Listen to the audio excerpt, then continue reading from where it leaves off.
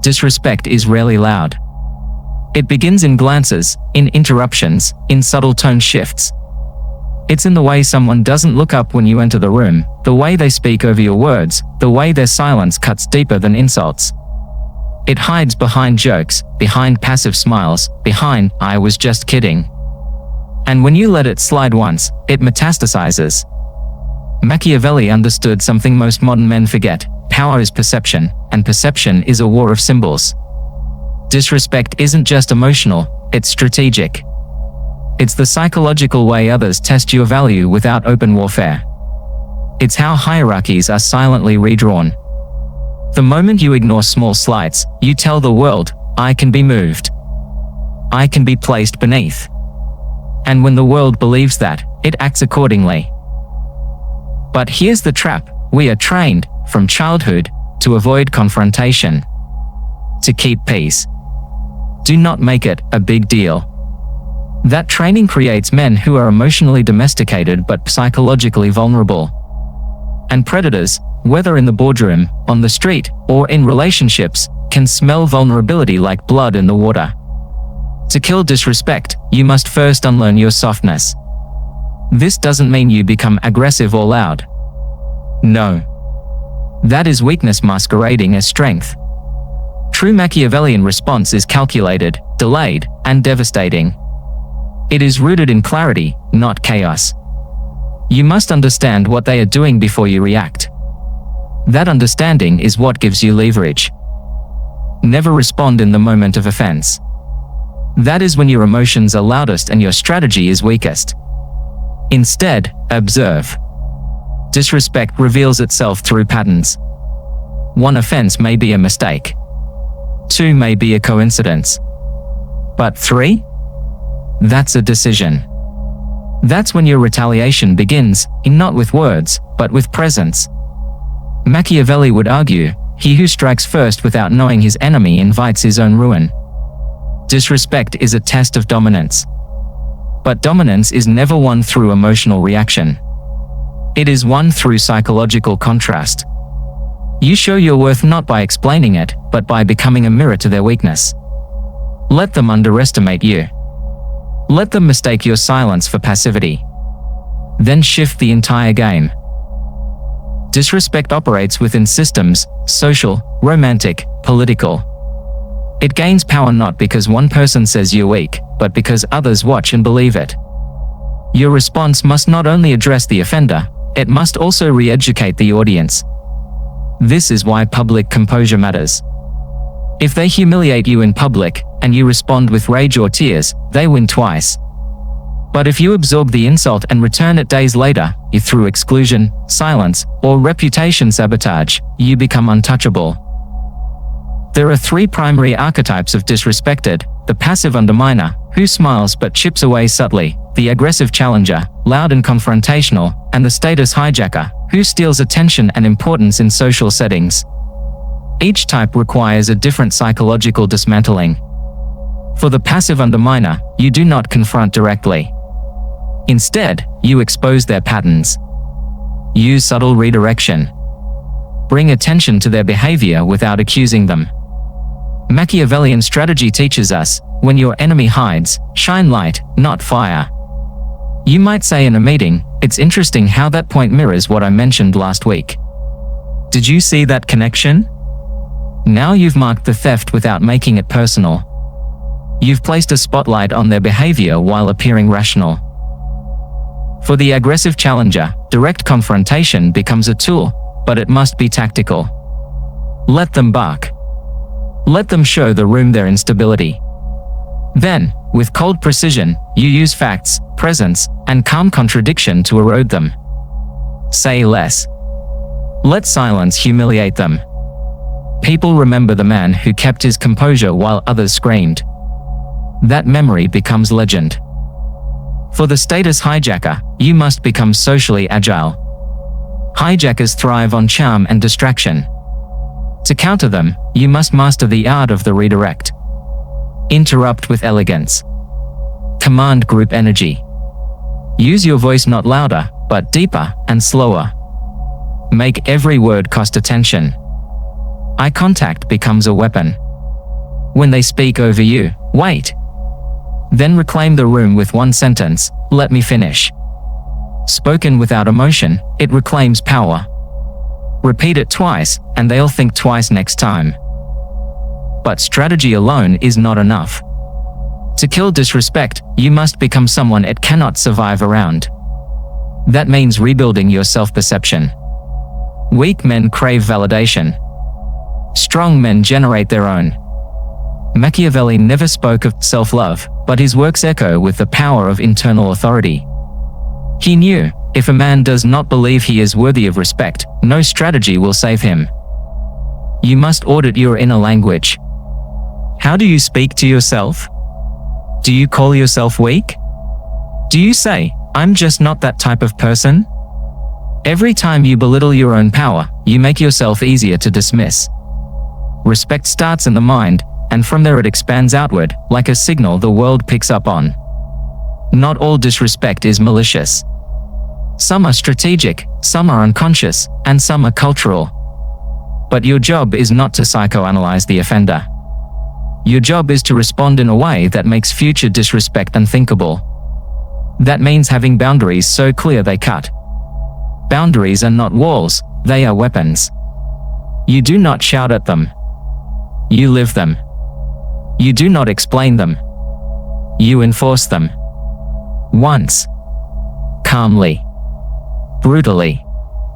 Most fail because they want to be liked while demanding respect.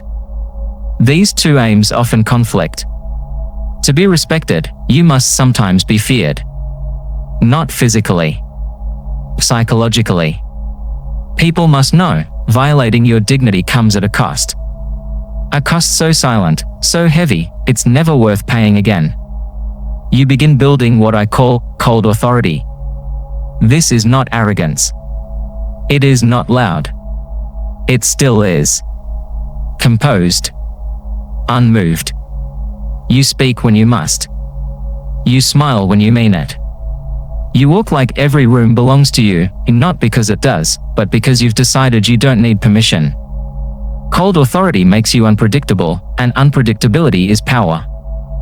Predictable men are easy to control. If you always react the same way, laugh, forgive, excuse, shrink, they know your buttons. They push them at will. But when you become unreadable, when your reaction is delayed and surgical, you become non-manipulable. Disrespect withers in environments it cannot predict. Disrespect is not just personal, it's political. In every group, people seek status. They test others to find their place. If you flinch, you fall. If you laugh nervously, they smell insecurity. But if you watch, wait, and act decisively, just once, you reset the entire hierarchy. And when the hierarchy shifts, the game changes. In relationships, disrespect often comes disguised as jokes. You're so emotional. You probably couldn't handle it. If you argue, you lose. If you laugh it off, you validate it. But if you pause, look directly, and say, "I don't entertain disrespect," you reset the tone.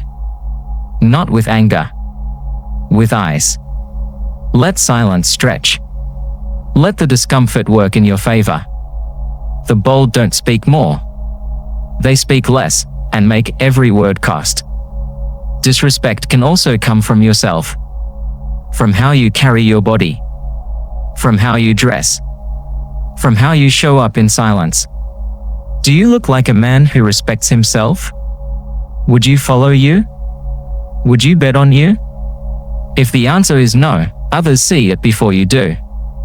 And their disrespect is simply a mirror. Machiavellian psychology teaches us to become the architect of our own presence. Every move becomes intentional.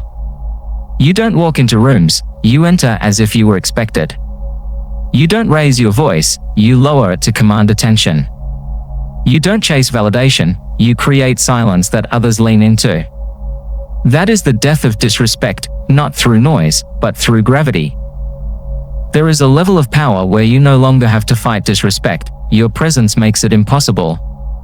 But to reach this level, you must pass through fire, humiliation, misjudgment, betrayal.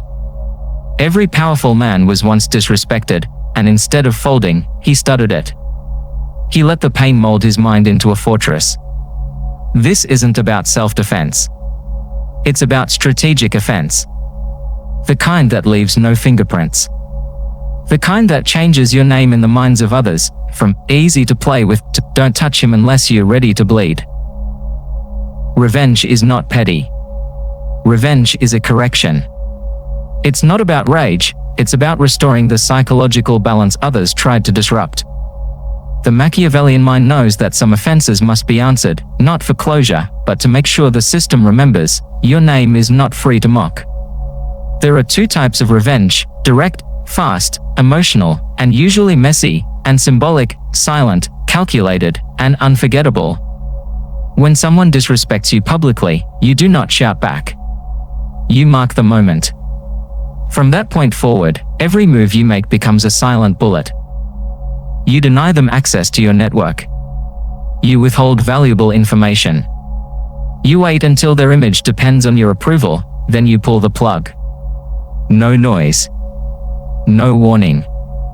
Just consequences. Machiavelli said, injuries should be inflicted all at once. Meaning, if you must destroy, do it clean, do it fast, do it deep, so no one forgets. One act of silent sabotage teaches more than 1,000 emotional outbursts. And silence that ruins someone's social standing is louder than screaming in their face. Female-driven disrespect is often more covert. A woman doesn't always say you're weak, she signals it. She sighs when your name is mentioned. She drifts her eyes when you speak. She hesitates when others praise you. She doesn't argue, you just vanish from her respect system. And most men chase that vanishing light. They try harder. They explain themselves. They validate her behavior by seeking more attention. But the Machiavellian response is the opposite. Withdraw value immediately. Don't argue.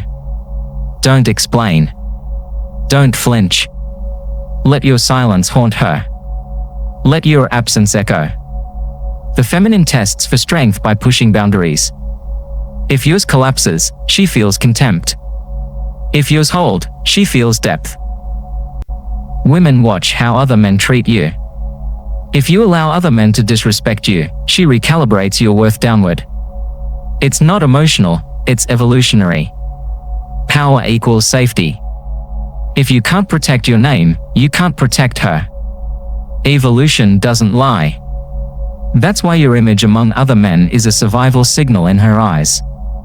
Fix that, and you don't have to say much at all. One of the highest forms of retaliation is rising so high in social value that those who disrespected you can no longer enter your orbit. You ascend, and they shrink. That's the most silent, elegant revenge on earth. You let their memory rot while you walk untouched among better circles.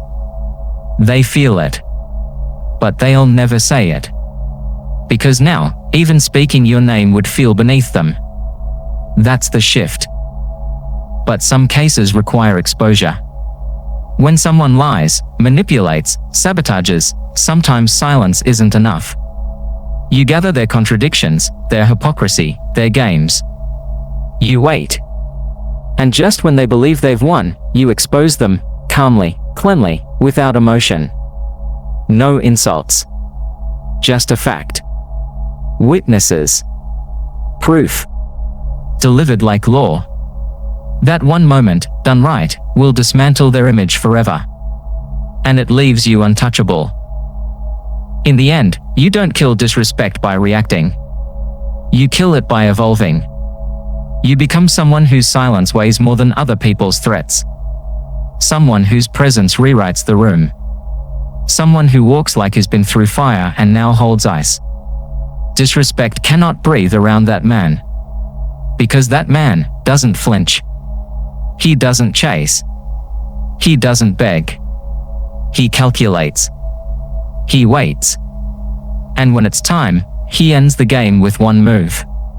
Quiet. Cold. Complete.